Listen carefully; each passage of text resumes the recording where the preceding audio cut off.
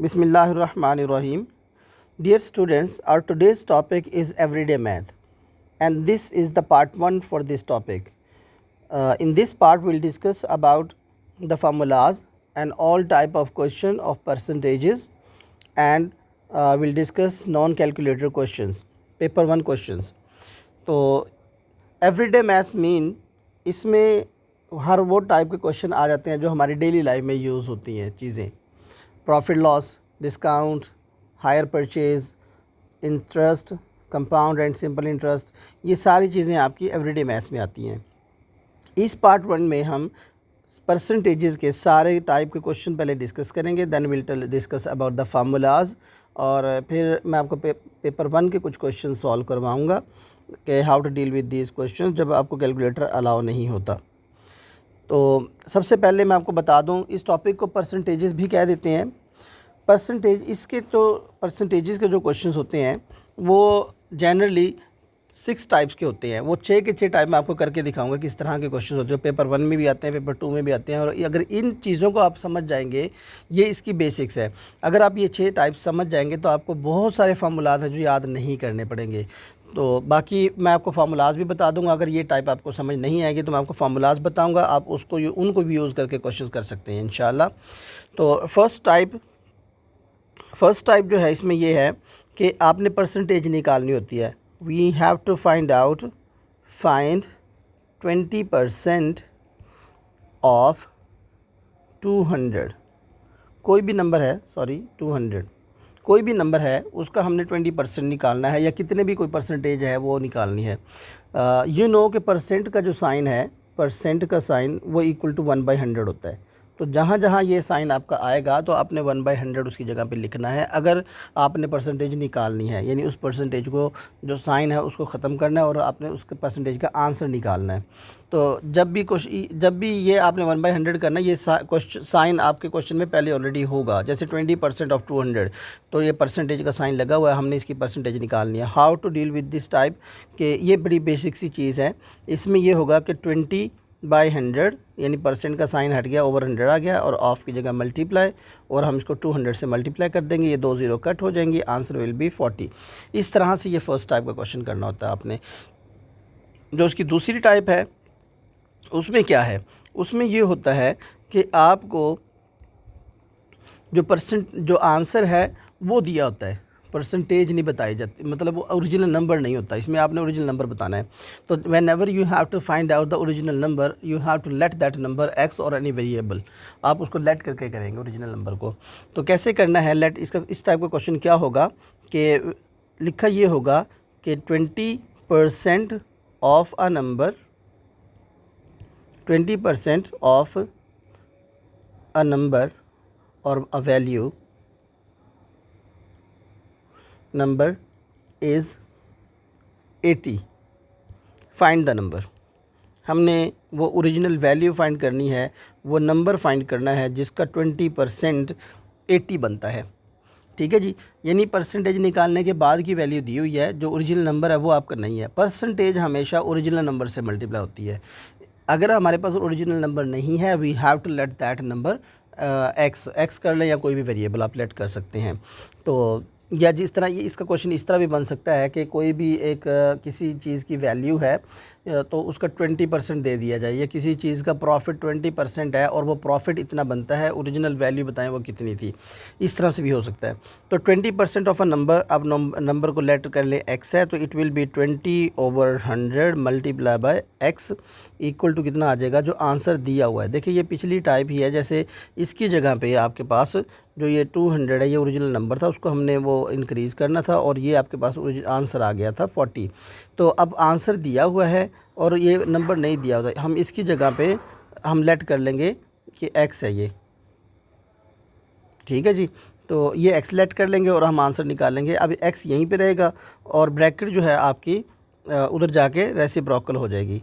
X equal to आ जाएगा आपका 80 मल्टीप्लाई बाय 100 ओवर 220। तो इसकी आप कटिंग कर लें, ये 1 ये आपका आ जाएगा 4, तो इट विल बी 400, यानी 400 वो नंबर है जिसका आपने 20% निकाला तो वो 80 आ गया था। ठीक है जी, ये दूसरी टाइप का क्वेश्चन है। तीसरी टाइप का क्वेश्चन इंक्रीज़ और डिक्रीज़ का है। ठीक है जी, इंक्रीज़ का क्वेश्चन पहले हम करेंगे, ये थर्ड टाइप है। हमने इंक्रीज़ करना है, इंक्रीज़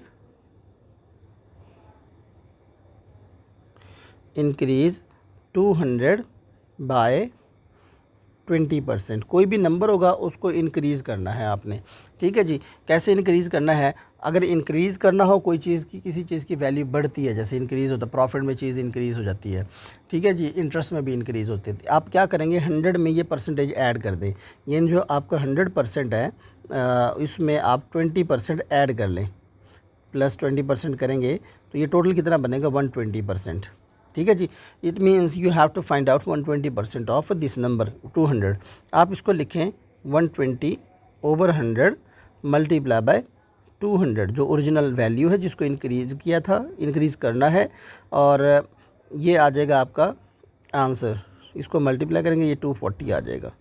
ठीक है जी, ये वैल्यू आपकी आ गई है। ये शॉर्ट मेथड है। वैसे इसका एक और मेथड भी होता है जिसमें 20% अलग निकाल लेते हैं और फिर उसको ऐड कर देते हैं दूसरे में, तो हम इस तरह डायरेक्ट भी कर सकते हैं इसको। ये तीसरी टाइप है। चौथी टाइप ये होती है कि आपको इंक्रीज़ करने के बाद की वैल्यू दी होती है, ओरिजिनल नहीं दिया होता। ठीक है जी, चौथी टाइप में ये है, इंक्रीज़ करने के बाद की वैल्यू दी होगी। फॉर एग्ज़ाम्पल, आपको कहा जाएगा कि अ नंबर इज़ इंक्रीज्ड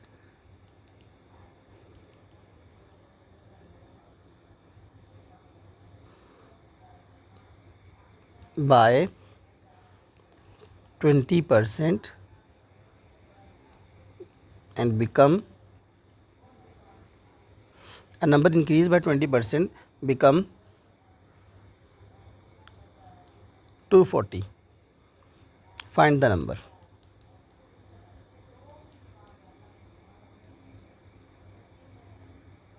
हाँ जी, इसमें यह है कि इंक्रीज़ करने के बाद की वैल्यू दे दी है और वो नंबर हमने फाइंड करना है।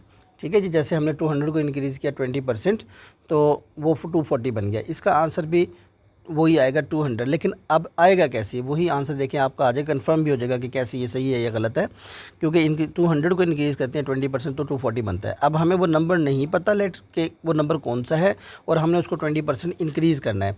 तो इंक्रीज़ करने के बाद की वैल्यू क्या है, 240 है। आई टोल्ड यू कि अगर इंक्रीज़ है तो आप अपनी गिवन परसेंटेज को 100 में ऐड करेंगे, it will be 120% over 100 multiply by original value will be x and equal to increase करने के बाद की जो वैल्यू बनती है ओवरऑल जो इंक्रीज़ आया, तो इट विल बी x यहीं पे रह जाएगा, 240 मल्टीप्लाई बाय 100 ऊपर चला जाएगा, ये रेसिप्रोकल हो जाएगी फ्रैक्शन, इसका रेसिप्रोकल उधर आ जाएगा।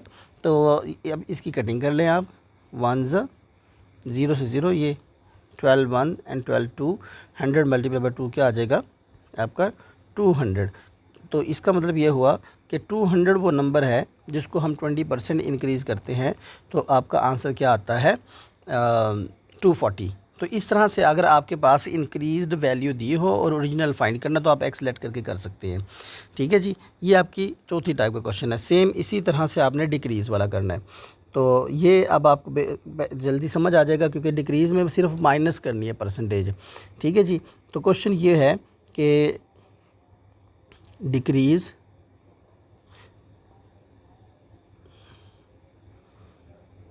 $200 बाय 20%। हमने 200 को, यानी कोई भी नंबर होगा उसको किसी भी परसेंटेज के साथ डिक्रीज़ करना है। ये तो मैं आपको इजी एग्जांपल दे रहा हूँ ताकि आपको समझ आ जाए। प्रोसेस यही रहेगा, नंबर्स चेंज हो जाएंगे, जो भी नंबर होंगे आपने वही करना है, वो नंबर लिखने हैं, लेकिन प्रोसेस यही रहेगा, परसेंटेज जो भी होगी आपने वही परसेंटेज यूज़ करनी है। तो डिक्रीज़ करने के लिए आप अब क्या करेंगे कि 100 में से आप इसको माइनस कर देंगे, 100% माइनस 20%। ठीक है जी, तो आंसर क्या आपके पास आ जाएगा 80%। You have to find out 80% of the number. 80 over 100 multiply by 200, जिसको डिक्रीज़ करना है, ये कट जाएगा, तो आंसर क्या आ गया आपका 160। तो इस तरह से आपने क्या करना है, इसको डिक्रीज़ करना है किसी नंबर को गिवन परसेंटेज के साथ।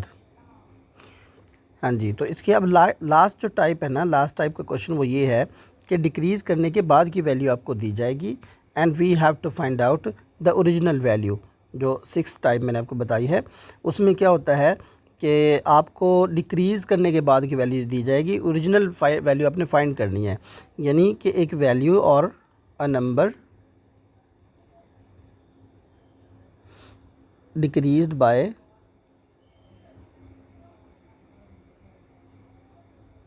a number is decreased by 20%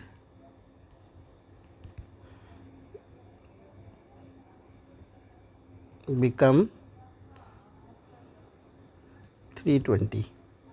इस तरह से आपको एक डिक्रीज़ करने के बाद की वैल्यू दी जाएगी। हमने वो नंबर फाइंड करना है, ओरिजिनल नंबर जो भी होगा। Find the number.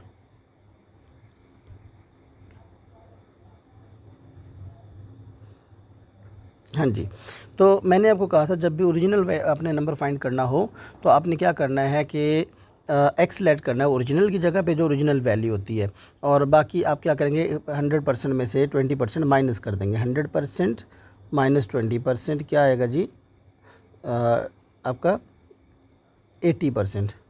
ठीक है जी। अब 80% ऑफ एक्स, क्योंकि हमारे पास ओरिजिनल नहीं है तो उसकी जगह हम लेटर को लेट कर लेंगे। 80% multiply by x equal to आपके पास आ जाएगा जो वैल्यू डिक्रीज़ करने के बाद दी हुई है।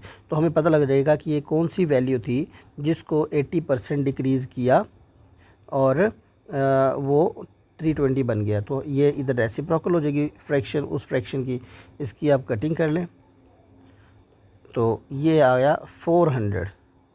यानी 400 वो नंबर है जिसको आपने 20% डिक्रीज़ किया तो वो 320 बन जाता है। अब आपने ये अंडरस्टैंड करना है कि कौन सी वैल्यूज़ डिक्रीज़ होती हैं। जैसे डिस्काउंट में वैल्यूज़ डिक्रीज़ हो जाती हैं, किसी चीज़ पे टैक्स इम्पोज हो जाए, यानी अगर इसके ऊपर टैक्स ऐड हो गया तो वो वैल्यू इंक्रीज़ हो जाएगी। कि अगर टैक्स कटने के बाद की वैल्यू दी हुई है, यानी टैक्स इम्पोज होने के बाद की वैल्यू दी हुई है और ओरिजिनल वैल्यू आपने फाइंड करनी है तो आप एक्सलेट कर लेंगे ओरिजिनल की जगह पे और आगे इक्वल टू आंसर रख लेंगे। तो ये आपने खुद से अंडरस्टैंड करना है कि चीज़ जो है ना परसेंटेज के बाद इंक्रीज़ होती है या डिक्रीज़ होती है, कौन सी चीज़ आपने लगानी। तो ये टाइप अगर आप समझ लेते हैं 6 टाइप्स तो आपको कई फार्मूलाज हैं जो याद नहीं करने पड़ेंगे। Now will discuss about the formulas जो मोस्टली इन क्वेश्चंस के लिए यूज़ होते हैं। तो सबसे पहले हम प्रॉफिट के लिए बेसिक सा फार्मूला है। प्रॉफिट इक्वल टू होता है sale price minus cost price. Sale ज़्यादा होगी, कॉस्ट कम होगी, तब जाके वो प्रॉफिट होता है, हमें you know about it. And loss equal to किसके होगा, loss equal to cost price minus sale price. जब लॉस तब होता है जब कॉस्ट ज़्यादा होती है और सेल कम पैसों में हम सेल कर देते हैं उस चीज़ को।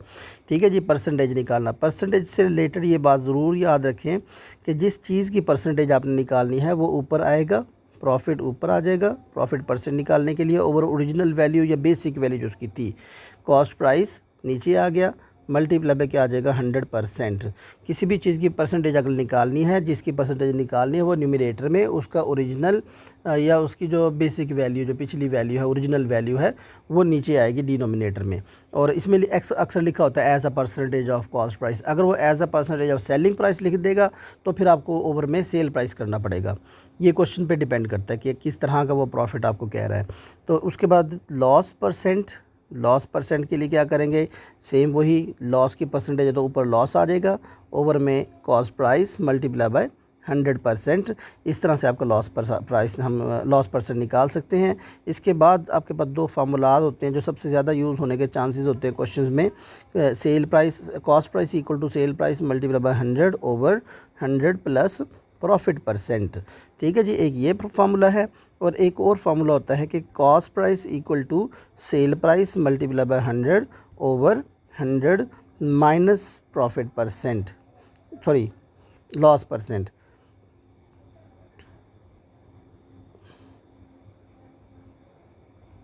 हाँ जी, ये फार्मूलाज हैं जिसमें आपने अगर प्रॉफिट और सेल प्राइस की बात हो रही है, प्रॉफिट परसेंट की बात हो रही है तो आप ऊपर वाला फार्मूला यूज़ करेंगे, यानी cell price multiply 100 over 100 plus profit percent. अगर इसके अलावा लॉस की बात है तो आप नीचे वाला यूज़ करेंगे। और ये देखना होता है कि आपको गिवन वैल्यूज़ क्या हैं, लॉस परसेंट के साथ सेल प्राइस दी हुई है या कॉस्ट प्राइस। फार्मूला चेंज नहीं होगा। अगर आपने सेल प्राइस निकालनी है तो आप क्या करेंगे, कॉस्ट प्राइस की जगह पे कॉस्ट प्राइस की वैल्यू लिखेंगे, सेल प्राइस की जगह एज इट इज़ आप SP लिख सकते हैं और मल्टीप्लाई बाय 100। फिर आप क्या करेंगे, जो 100 माइनस लॉस परसेंट बनेगा वो दूसरी तरफ जाकर मल्टीप्लाई हो जाएगा, 100 डिवाइड हो जाएगा, रेसिप्रोकल ले लेंगे एक दूसरे का। तो ये इस तरह आपके पास आंसर आ सकता है। ये नहीं है कि आप अगर आपने सेल प्राइस निकालनी है तो सेल प्राइस को अलग कर दें, कॉस्ट की जगह सेल कर दें, सेल की जगह आप वो कर दें कॉस्ट प्राइस, तो ये चेंज नहीं करना आपने। ठीक है जी, ये इसके फार्मूलाज हैं। इसके बाद हमारे पास टॉपिक होता है डिस्काउंट का। डिस्काउंट कब होता है, डिस्काउंट इक्वल टू होता है ये आपका mark price minus sale price, और डिस्काउंट परसेंट, फिर वही बात आ गई कि परसेंटेज निकालनी है तो आप क्या करेंगे, डिस्काउंट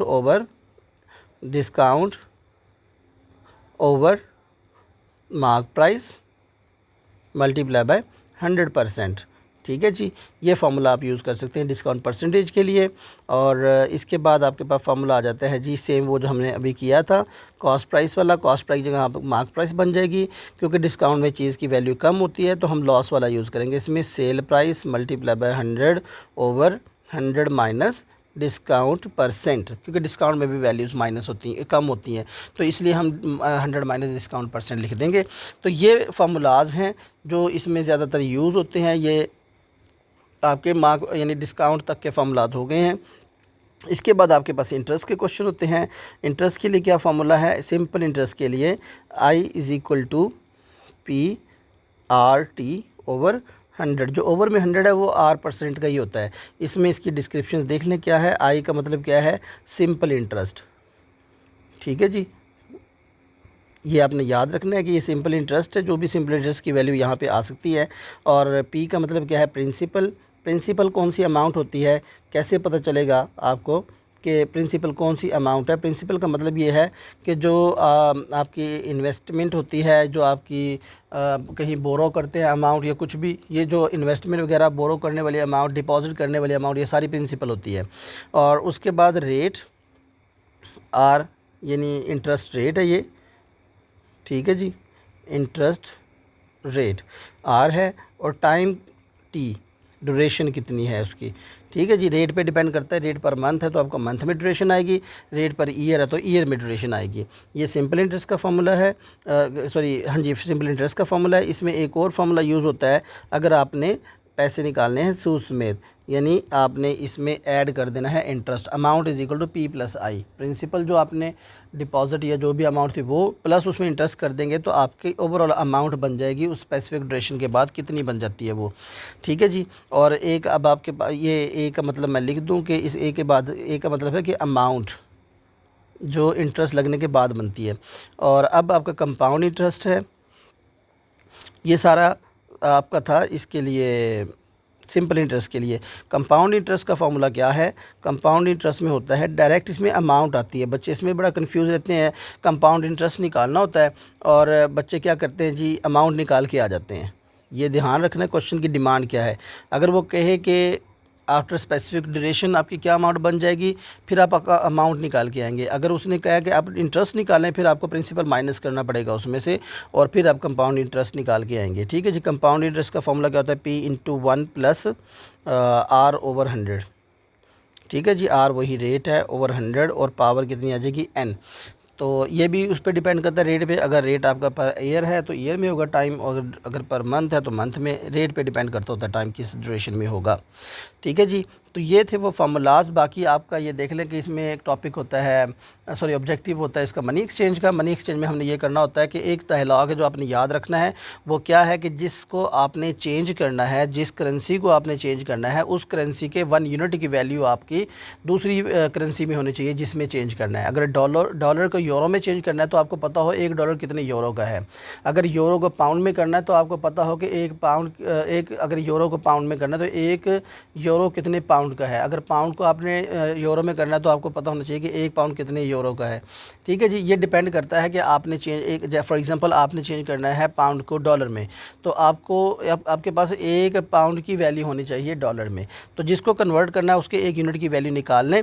समटाइम उसी के 1 यूनिट की वैल्यू दी होती है, आप डायरेक्ट उसको मल्टीप्लाई कर देंगे। अगर उल्टा दिया हुआ है, जैसे आपने कन्वर्ट करने हैं डॉलर्स डॉलर्स को यूरो में, लेकिन 1 यूरो की प्राइस दी हुई है, तो फिर वो डिवाइड होता है, क्योंकि वो उस तरफ जाके इन्वर्स हो जाएगा और डिवाइड में चला जाएगा, और जब आप 1 यूरो की वैल्यू निकालेंगे। तो इसमें ये डायलॉग याद रखना होता है। बाकी इसमें हायर परचेज़ है क्वेश्चन, हायर परचेज़ का भी बड़ा चैलेंजिंग क्वेश्चन होता है, और उसमें कोई फार्मूलाज नहीं है, यही चीज़ें आपने यूज़ करनी है, जैसे परसेंटेज वगैरह की, उसमें वो जो भी सिनेरियो होता है क्वेश्चन का, उसको अंडरस्टैंड करके आपने करना होता है। Now will discuss about past paper questions. जी, तो फर्स्ट क्वेश्चन आपका ये है कि Bernard bought a game in USA for $15. Alice bought the same game in Zambia and paid the equivalent price in Zambian kwacha. So we have to find out, calculate the price that Alice paid, यानी हमने convert करना है US dollar को, जो आपको US dollar की price दी हुई है, क्योंकि उन दोनों ने सेम प्राइस में ख़रीदी है, लेकिन करेंसी अलग अलग है। तो हमने यूएसए जो है, US डॉलर जो है, USA डॉलर, उसको कन्वर्ट करना है ज़ैम्बियन क्वाचा में, लेकिन जो 1 यूनिट की वैल्यू दी हुई है वो ज़ैम्बियन क्वाचा के 1 के इक्वल टू 0.075 डॉलर। तो हम देखिए कन्वर्ट करना है USA डॉलर, लेकिन USA डॉलर को ज़ैम्बियन क्वाचा में, लेकिन इसका उल्टा दिया हुआ है, 1 यूनिट की वैल्यू दी हुई है ज़ैम्बियन क्वाचा को। मैंने आपको कहा था जिसको कन्वर्ट करना है उसके 1 यूनिट की वैल्यू होनी चाहिए। तो इस तरह से आपके पास अगर हम इसी वैल्यू को यूज़ करते हैं, ये जो रिलेशन दिया हुआ है, तो इसके अकॉर्डिंग 1/0.075 आपका जो वैल्यू बनती है ना इसकी, इसी के की ज़ैम्बियन क्वाचा इक्वल टू आता है आपका US डॉलर 1, इसके इक्वल आता है। तो आपके 1 US डॉलर 1 ओवर में आ रहा है। तो मैंने आपको कहा था अगर इस तरह उल्टा दिया हुआ तो आपने डिवाइड करना है सिंपली। तो आप क्या करेंगे, 15/0.075। अगर ये दिया होता ना, $1 की वैल्यू दी होती है ज़ैम्बियन क्वाचा में, तो के में, तो अगर फिर आप इसको डायरेक्ट मल्टीप्लाई करते, मैंने आपको कहा था जिसको कन्वर्ट करना है उसके 1 यूनिट की वैल्यू होनी चाहिए आपके पास, उसको डायरेक्ट मल्टीप्लाई कर देंगे फिर। तो अब देखें इसकी मल्टीप्लिकेशन डिवीजन मैंने आपको पॉइंट की पहले बताई हुई है नंबर सिस्टम टॉपिक में। तो नीचे क्या करेंगे हम, देखें पॉइंट के बाद इसमें 3 ज़ीरो हैं, अगर सिंपली करें, इसमें पॉइंट के बाद 3 ज़ीरो डिनोमिनेटर में, आप इसमें पॉइंट लगा के 3 डिजिट और लगा लें, सेम नंबर ऑफ डिजिट बन गए हैं, तो आपका ये आ जाएगा 15,000/75। पॉइंट हट जाएगा, जब सेम नंबर ऑफ डिजिट हो जाते हैं पॉइंट ख़त्म हो जाता है। तो इसको फिर हम करेंगे, इसका आंसर कितना आ जाएगा 200। तो आपकी कैलकुलेशन आसान हो जाएगी जी। इसके बाद लिखा हुआ है in a sale the price of a coat is reduced by 20%. The sale price is 120. Calculate the price of coat before sale. जी, ये मैंने आपको बताया था कि किस तरह से इस तरह के क्वेश्चन को अंडरस्टैंड करना है। सेल के बाद की अमाउंट दी हुई है, सेल लगने के बाद 25% सेल लग गई, उसके सेल लगने के बाद आपकी अमाउंट बन गई, जो प्राइस बन गई है $120 बन गई है। हमने सेल से पहले बिफोर सेल फाइंड करनी है। तो इसका मतलब ये है कि ओरिजिनल हमारे पास नहीं है, और आई टोल्ड यू कि जब ओरिजिनल फाइंड करना हो हमने उसके लिए एक्स लेट करना है। दूसरा ये है कि रिड्यूस हुई है, 100 में से हमने 25 को माइनस करना है, यानी अगर आप इसको 100% में से 25 माइनस करते हैं 25%, तो आपके पास बनता है 75%। इट मीन्स के ओरिजिनल का 75% जो है, ओरिजिनल को हम एक्सलेट करेंगे, वो क्या बनता है 120 बनता है आपका। ठीक है जी। अब क्या करेंगे, x इक्वल टू आपका आ जाएगा 120 मल्टीप्लाई बाई, ये इधर आके रेसिप्रोकल हो जाएगी इधर इस फ्रैक्शन की। और जब हम इसको कैलकुलेट करेंगे, इसकी कटिंग वगैरह आप कर लीजिएगा, और कटिंग करने के बाद, कैलकुलेट करने के बाद जो इसकी आंसर बनेगा वो 160 बनेगा, यानी बिफोर सेल इट वाज 160 और 25% डिस्काउंट लगने के बाद वो 120 की हो गई है। तो उसके बाद क्या है जी, Maya invest 480 at rate of 2% per year, simple interest. Calculate total amount of interest she receives at the end of 5 year. देखिए सारी ये तो सिंपल सी चीज़ें बताई हुई हैं। मैंने आपको कहा था इन्वेस्ट करने वाली चीज़ और जो डिपॉजिट है, बोरो करने वाली चीज़ें, ये हमारी हमेशा होती हैं प्रिंसिपल। तो आपके पास प्रिंसिपल दिया हुआ है, हम पहले इंटरेस्ट निकालेंगे and we have to find out total amount of interest. Total amount कुछ और है, टोटल अमाउंट ऑफ इंटरेस्ट कुछ और है। अमाउंट ऑफ इंटरेस्ट का मतलब हमने इंटरेस्ट ही फाइंड करना है, आई फाइंड करना है। सिर्फ लिख देना टोटल अमाउंट आफ्टर 5 ईयर्स, कितनी उसको अमाउंट मिलेगी, फिर हमने अमाउंट इक्वल टू P+I वाला भी यूज़ करना पड़ेगा। तो क्वेश्चन को अंडरस्टैंड करना, अपने क्वेश्चन में क्या गिवन है, क्या रिक्वायर्ड है। तो गिवन आपके पास 480 प्रिंसिपल का मैंने आपको बताया था हाउ टू आइडेंटिफाई कि ये प्रिंसिपल है, इन्वेस्ट करने वाली अमाउंट, और जो डिपॉजिट बोरो वाली ये हमारी हमेशा इन्वेस्टमेंट होती है। और ये R कितना है 2 और T कितना है 5, ओवर में कितना आ जाएगा 100। ठीक है जी। इसकी आप कटिंग कर लें, ये 0 से 0 कट जाएगा, 5 टू ज़ 10 और ये 10 कट जाएगा। आपके पास इंटरेस्ट कितना आया, टोटल जो इंटरेस्ट है वो 48 बन गया। तो इसका आंसर आ गया आपका $48। ठीक है जी। नेक्स्ट क्वेश्चन देख लें। During 1 year the value of bicycle decrease by 200 to 160। एक साल में यानी 200 थी शुरू में, वो 160 हो गई, डिक्रीज़ हो गई है उसकी वैल्यू बाईसाइकिल की। Find percentage decrease. I told you, जिसकी परसेंटेज निकालनी होती है वो न्यूमरेटर में उसका ओरिजिनल डिनोमिनेटर में आएगा। ओरिजिनल आपका 200 है जो शुरू में था। ठीक है जी। तो ओरिजिनल देखना होता है कौन सी वैल्यू होती है। आप पहले आप देख लें, ये आ जाएगा आपका डिक्रीज़ है कितना, मैं अलग से निकाल के दिखा देता हूँ। डिक्रीज़ टोटल आया कितना, सिंपल वैल्यू ये तो वैसे भी आपको पता लग जाएगा कि ये टोटल $40 का डिक्रीज़ आया है। तो डिक्रीज़ परसेंट कितना आएगा, decrease percent equal to decrease जो 40 है ओवर ओरिजिनल वैल्यू आपकी थी 200। ठीक है जी, मल्टीप्लाई बाय 100%। तो इसका फॉर्मूला होता है जो ये कितना आ जाएगा, इसका 20 आ जाएगा। 20% वो उसकी वैल्यू डिक्रीज़ हुई है। ठीक है जी। इसमें यह होता है कि आपने आइडेंटिफाई करना है कि क्या चीज़ें गिवन और क्या रिक्वायर्ड है। इसमें डिक्रीज़ का फॉर्मूला आपने याद कर लेना है, जो परसेंटेज चेंज का भी हम कह सकते हैं। परसेंटेज चेंज का फॉर्मूला होता है change over original multiply by 100%। मैं आपको इसको लिख देता हूँ कि परसेंटेज चेंज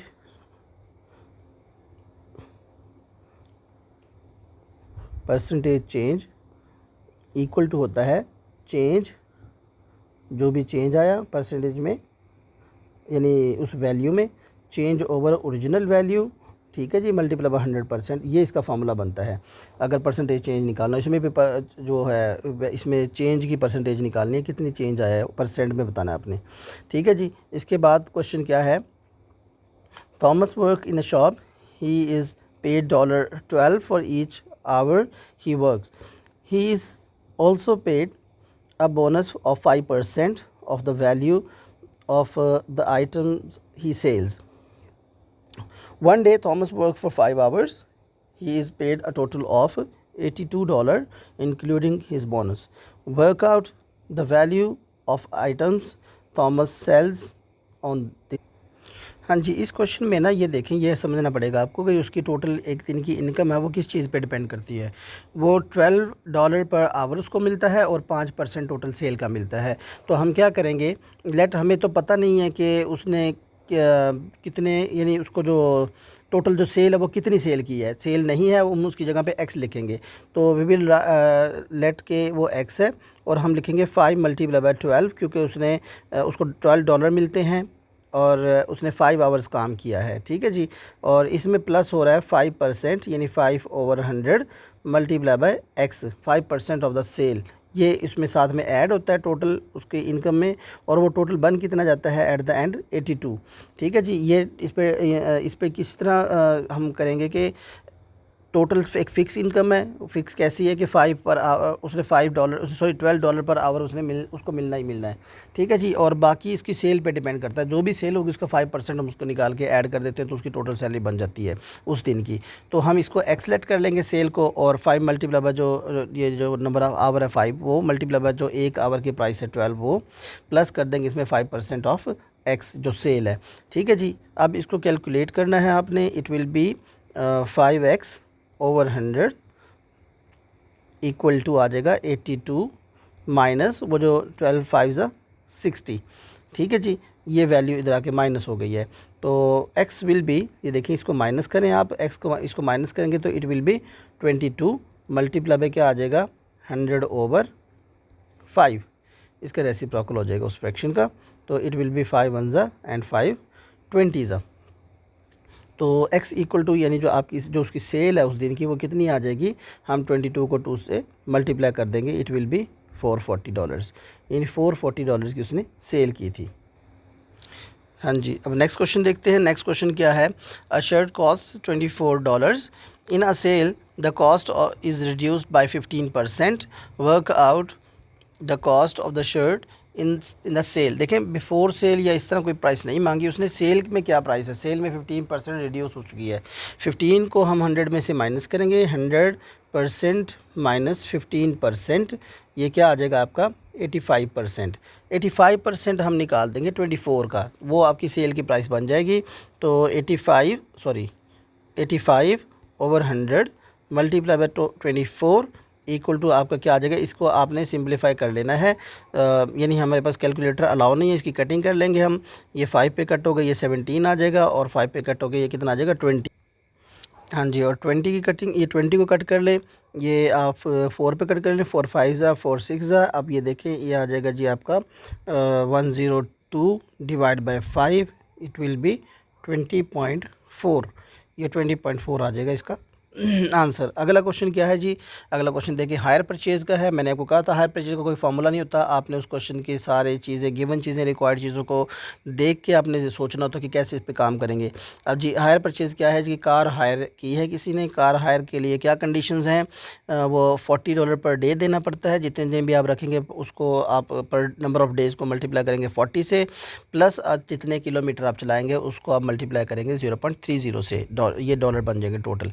तो जितने किलोमीटर आपने चलाया उसको आप 0.3 से मल्टीप्लाई करेंगे, और कितने दिन के लिए कार आपने रखी उसको आप 40 से मल्टीप्लाई करेंगे। अब इसमें लिखा हुआ है कि Amy hires a car for 10 days, she pays a total of 670।